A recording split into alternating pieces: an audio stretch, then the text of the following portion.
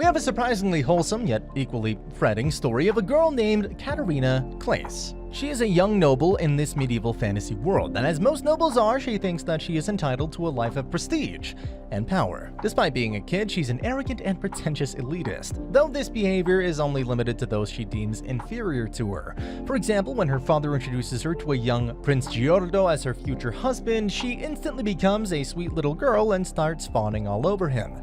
Though her cute romance was short-lived, since she was still taking a stroll together with Giordo, she trips and bangs her head. And this just sends her head into a loop. In that moment, Katerina remembers everything. How she used to be a 17-year-old humble high school girl, who also got picked on sometimes for her weird antics. Her family was ordinary, her life was ordinary, everything was ordinary. That was until a significant lack of sleep from indulging into otaku activities all night long got her into a traffic accident. That day in modern Japan, she died. However, she was then born as Katerina Claes. She spent the first 8 years of her new life completely clueless about her past. When she finally wakes up after the concussion, she realizes she's a noble and is also engaged with Prince Giordo. Of course, this comes as a massive shock to her, but after lying down and pondering about it for a minute, she comes to an even more shocking realization. Katerina realizes that the reality she's in right now is practically the same as the story of Fortune Lover, the otome game that she used to play all the time. In fact, it's because she was up all night playing this game that her carelessness resulted in her death. No, what's the big deal? She could be happy about her new life, right?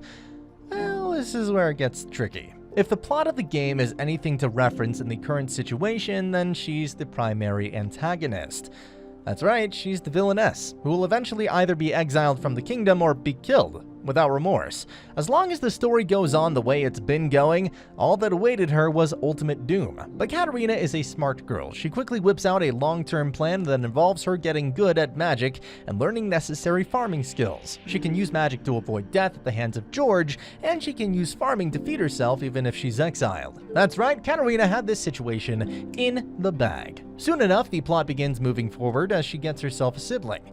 It's her new adopted brother named Keith. Now, in the original story, Katerina is a despicable person to Keith, since he's a mistress's son. She loathes him and constantly bullies him. As a result, when he grows up, he becomes an apathetic playboy who constantly uses other girls to quench his loneliness. Eventually, Keith's actions also result in Katerina's doom. Of course, Katerina knew about the plot, and so she starts being a sweet sister to her brother from the get-go. Although one day, when she talks Keith into showing her his golem magic, she ends up getting knocked out by that very same golem. When she regains consciousness, she's already in her bed. Her parents tell her about Keith's potent magic, how he hurt one of his brothers in the past, and how they may have developed some trauma because of that experience. Katerina gets up and runs to his room. Looks like he had locked the door and was already blaming himself for what happened to her. This kind of self-isolation makes Katerina ascertain that things are going exactly as the plot. However, Katerina was stronger than the plot. She literally just chops the door using an axe and comforts him by stating how she isn't afraid of her brother.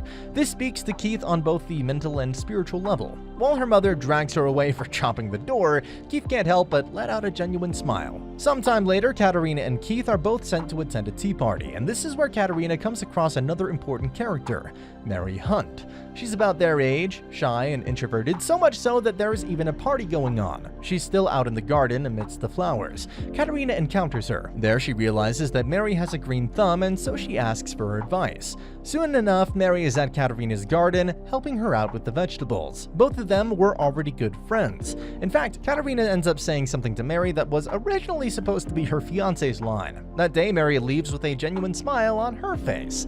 This is where Keith explains how Mary was suffering from an inferiority complex because of the constant bullying from her older sisters, but looks like her friendship with Katerina is going to go a long way. And sure enough, the next day, another major player enters the scene. This time it's Giorde's twin brother named Alan. He's here to keep Katerina from stealing his fiancée. He challenges her to a contest. Katerina proposes tree climbing and then proceeds to win by a significant margin. He keeps challenging her, but the result is always the same. Though eventually Katerina suggests a music competition, since by this point, she also had a few reservations about tree climbing, but mostly just the fear that her mother would find out, and also the fact that Giorde was already there. Anyway, when Alan starts playing the piano, Katerina is completely blown away. It's too powerful. However, Alan's inferiority complex was also too powerful. Since Giorde was there, he couldn't properly receive Katerina's compliment and ended up running away. Katerina catches up to him and then helps him realize how no one is perfect. Even Giordo has bad things about it. which is why he should be proud of his own individuality, not to mention his beautiful piano skills. Now, Katerina may not have thought much about what she said, but thanks to her, Alan's heart has started to heal. Though as for Katerina herself, she realized that if worst came to worst, Giordo is about to kill her in the future, she can throw a snake to create a diversion. And so she starts practicing the art of throwing snakes from this day onward. Next up, we have another tea party. This time, it's hosted by Giordo's family. Katerina goes off on her own once again and ends up climbing a tree, but from up above, she notices how a girl is being ostracized by a few other kids. She immediately jumps and chases them away, hence in turn protecting this girl named Sofia Oskart. Now, even in this world, Katerina was still very much an otaku. However, since there weren't any manga, anime, or light novels, she binge reads romance novels instead. When she realizes that Sofia has read one of her favorite novels, she instantly becomes her friend and invites her over to her house. Sofia shows up the next day together with her brother, Nicole. Nicole is an enigmatic kid who simply never smiles, but more importantly, she is also an important route when it comes to the plot of the game. Katerina decides not to get overly communicative with him and shifts her attention to talking about novels with Sofia. When they're about to leave, she also makes a wonderful comment about Sofia's beautiful white hair and scarlet eyes. This makes Sofia shed a few tears since she's always been insulted about her appearance throughout her childhood.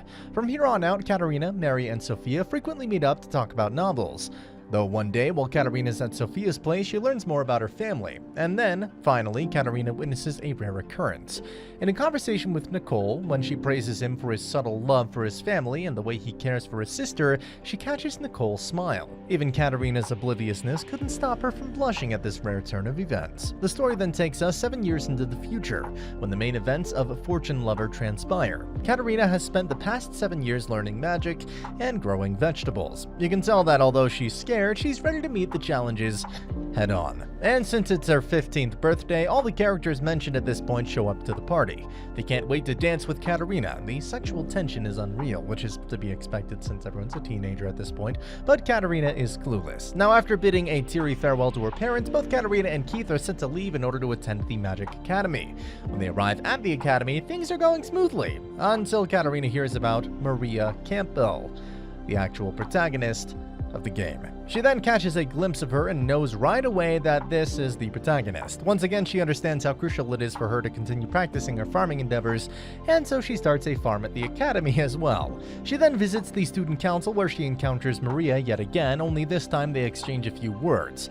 Maria reveals she loves baking, and so Katerina expresses her desire to eat her cookies. However, when Maria is on her way to bring the muffins she had baked, she's stopped by a few bullies. They insult her for being a commoner and also waste the stuff she baked. Fortunately, Katerina shows up and stops the bullying before it could escalate any further. Maria is overwhelmed by Katerina's compassion, and so this kickstarts yet another genuine friendship. Suffice to say, in the original plot of the game, it was Katerina and her lackeys who were bullying Maria until she was saved by Giordo. Be that as it may, the bullying continued. Katerina asks Keith about a way to help Maria, and so Keith suggests that if they stay close to her, none of the other nobles would have the balls to pick on her. And so, once again, Katerina saves her from the bullies, even though in the original part of the game it was Keith who saved her the second time. As you can expect, Maria and Katerina have now gotten very close. One day, after Katerina and Keith pay a random farm a visit, she recalls that Maria's home is nearby, and so they go to pay her a visit. At Maria's place, Katerina and Keith were warmly welcomed, but things get somewhat sentimental when Maria's mother reveals her daughter's traumatic past. Looks like Maria has a rare light magic, which is why the locals thought that she is an illegitimate son of a noble, and so she's been ostracized all her life. Even though that's not the case. Though now that Maria has found a friend like Katerina, her mother is genuinely relieved. The same can't be said about Katerina's own mother, however. She's informed about the farm her daughter is running on the campus, and so Katerina receives some reasonable scolding. Time passes by, and it's finally summer vacation. And as everybody knows, that with hot weather comes equally potent sexual tension. No, we're not talking about the Fated Beach episode yet. What happens is that Giordo invites Katerina to go to a lake with him, so I guess it's beach substitute. Unfortunately, our otaku girl had already friend-zoned him in her subconscious mind, and so he ends up inviting everyone else as well. Well, for what it's worth, both the boys and girls have a crush on Katerina in some capacity or another. Later, she goes shopping together with Sofia and Nicole, but it turns out to be a secret trap by Sofia. She wants her brother to end up with Katerina, and so she bails while the two of them are together. Nicole is surprisingly bold, but not as bold as Katerina's obliviousness. Of course, Katarina's harem adventure doesn't end there either. She's invited to attend one of Alan's piano exhibits, where Alan also gives off the same energy as the other boys concerning Katarina, but since his fiancée Mary is there, the situation goes nowhere yet again. The summer break ends after all these adventures. Katarina is forced to do all her summer vacation on the last day. However, when she sleeps, she recalls her best friend, Atsuko Sasaki, in her dream. We then get a short flashback about Atsuko Sasaki. She was continuously ignored and teased throughout her childhood. Eventually, she gave up on making friends and developed a passion for reading books. That is until the day she's walking in the schoolyard, Katarina suddenly falls off from the tree right on top of her. Little did the two outcasts know they would develop a friendship that would outlast death. When Katarina was absent from school, Atsuko didn't think much of it until she was later informed about her friend's death. This piece of information destroyed her mental health and overwhelmed her emotions. She makes a wish that once she dies, she can be reunited with Katarina, no matter where she is. As fate would have it, Sophia was also having a dream about Atsuko. When they were back in the academy, the students have to go through a practical exam, which involves entering an ominous dungeon and retrieving a magic stone. But while they're searching, Katarina ends up getting separated from her team, but ironically enough, she ends up right in front of the magic stone. Meanwhile, Nicole and Sophia use their wind magic to uncover Katarina's location. Katarina, on the other hand, takes a wrong step and is about to fall off a cliff when, fortunately, Sophia pops up and grabs her right in the nick of time. They were still not out of harm's way, but an unexpected whirlwind helped them get back to the ground. As for who helped them, well, that's a mystery. They meet up with everyone else later, but Maria notices a sinister presence clinging to Katarina. Keep this in mind, this will be relevant in a couple of episodes. As for now, Katarina and Mary decide to go pay the library a visit. Everyone else also tags along since they all want more screen time with Katarina. They all sit in a round table to study, but a peculiar magic book sucks all of them inside except Mary and Maria. These two try to figure out a way to get them out of the book world, but things get tricky when they realize that they'd have to let at least one of them fulfill their deepest desires. Otherwise, the spell wouldn't break. But since everyone's deepest desire ultimately came down to doing immoral stuff with Katarina, Mary and Maria don't let their stories unfold, and so they decide to let Katarina's deepest desire play out instead. Just like that, we see Katarina enter the land of sweets and cookies. She binge eats so much that the book can no longer hold her inside. The spell breaks, and so everyone comes out of the book. By the way, Alan's deepest desire wasn't explored in this scenario, most likely because Mary didn't want her guy to realize his feelings for Katarina. In the next episode, Katarina and the other girls engage in a sleepover to celebrate their academic success. Katarina's maid, Anne Shelley, has been quite observant of the entire situation all this time, and so she enlightens us once again about Katarina's harem situation. Basically, everyone's in love with Katarina. Now, as the girls enjoy their time together, her maid Anne's backstory is revealed. A long time ago, she was caught in a fire that not only gave her a permanent scar, but she also lost her mother. To make matters more depressing, her father deemed her unfit for marriage, and since he was only keeping her around for the sake of marrying her off to a prestigious family, he decided to disown her now that her body was scarred, and so she became a maid at Katarina's household. Things weren't really improving for her until one day when Katarina went through a major personality change. Back in those days, Katarina's joyful attitude finally brought some color into her life. Things did go south one time when her father returned once again with a marriage proposal, but both Katarina and Anne drove him out. Now Anne feels at home whenever she's taking care of Katarina. Sometime later, Katarina sends Giordo an invitation for something. He's overjoyed and ready to have some quality time with his fiancée, but imagine his disappointment when he learns that not only are they going to be harvesting crops, it looks like everyone received the invitation.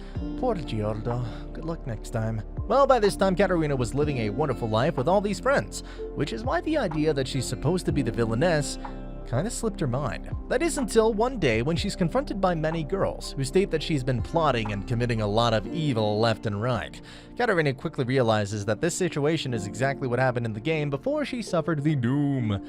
Though the situation was different, all of her friends were there. They clowned the bullies out of the room. Maria notices that these girls were enveloped in a sinister aura, and later when she tries to look into the situation, she goes missing. They spend 3 days searching for her, but Maria is still not found. Giordo then comes up to Katarina, states something strange. All the girls who accused her have no memory why they did so whatsoever. There's only one explanation. They were all being manipulated by dark magic. This is where the pieces fall into place. Dark magic is extremely rare. In fact, it's not even the kind of magic that someone can be born with. Rather, it has to be acquired through the process of sacrificing a human life. This is also why others cannot perceive it, except those with light magic. This explains Maria's disappearance. It was already late at night, and so Katarina goes to sleep, but she wakes up because of a nightmare about how all her friends are killed. She couldn't sleep. The next day, she goes to the infirmary because of the fatigue. She then sits on a bench and recalls her first meeting with Maria. The recent turn of events had had her somewhat down. Though that's when the one behind it all decides to show himself. It's the student council president named Sirius Dyke. Katerina has already had a few previous interactions with him in the past, which is why she could never have expected that he's the secret character Atsuko talked about in her previous life. However, when she recalls the description of this character from her memory, she realizes it's Sirius. The man in question feigns ignorance at first, but then reveals that it was indeed him who abducted Maria. It wasn't really his plan, though. She just happened to come and ask him about his dark magic emitting from him, so he had to put her to sleep. After saying this, Sirius Deke goes on to declare that the one whom he actually really loathes is Katerina. His reasoning is rather dumb in the sense that he hates Katerina for having so many genuine friendships. Katerina ends up feeling a little bad after catching the lonely look in her eyes and tries to comfort him, but Sirius Deke goes through with his dark magic and puts her to sleep. This is where things take quite an interesting turn. When Katerina wakes up, she's back in modern-day Japan. She gets ready, goes to school, and talks to Atsuko at lunch, but she just can't shake off the feeling that she's forgetting something. Meanwhile, it's been 2 days in the other world since Katerina was found asleep by the others. She's still asleep, and the doctors really have no idea what's going on. Everyone has gone pale from all the worrying and stress. They express their frustration at the severity of the situation, while also knowing that if Katerina doesn't wake up, she may eventually die. Although they can't do much, they try to use the law of attraction to send her positive energy. Really feeling those vibes. Katerina is still in the dream world, unaware of what happened, but she eventually starts hearing their voices. This then helps her recall that she's not part of this world. Atsuko was the one who gave her that last push and made her finally realize that she is Katerina Clays. As for how she did it, well, that's because Sophia is Atsuko's reincarnation, but the Atsuko in this dream seems to know much more than Sophia. She tells Katerina about Maria's location before everything in this dream world crumbles apart and Katerina wakes up in the other world. Things get quite emotional really fast, but then Katerina uses Atsuko's words as a reference to go save Maria together with everyone else. Maria is soon found and all safe and sound. However, the gang then confronts the perpetrator himself. Sirius reveals a little bit of backstory. His real name is Raphael Walt, and he's the illegitimate child of someone from the Deke family, but his mother was a maid. Raphael may not have had a wonderful childhood, but he and his mother both loved each other nonetheless. Unfortunately, his father's real wife found out about Raphael and his mother. She also had a son named Sirius Deke, but her son had severe health problems. So she decides to use Raphael and his mother to perform a forbidden ritual so that she can save her son. First, one of her mages kills Raphael's mother so that the dark magic can be performed. Then she tells the mage to transfer her son's soul to Raphael's body. The mage does as he's told, but Raphael's mind still remains dormant inside his body. It did receive all of Sirius's memories, though. Be that as it may, this story doesn't end here. When the ritual is done, the woman kills off the mage too to hide the evidence, but the mage ends up inside Raphael as well. Since then, it's been the mage who was emitting that dark magic, and so it was him who overwhelmed Raphael's heart with feelings of rage and revenge toward those who didn't even warrant it. Anyways, he was planning revenge against the woman who did this to him in the first place. To that end, he's been living as Sirius all this time. Raphael then tells Katerina that she may have been able to save the others, but she cannot save him. He's too far gone. However, Katerina then tells him that even if she can't save him, she can at least lend him her ears and stay by his side. This somehow makes Raphael recall his mother's kindness, and he decides to let go of his desires of revenge for the sake of moving on. The dark magic intervenes once again, but Raphael manages to drive it out.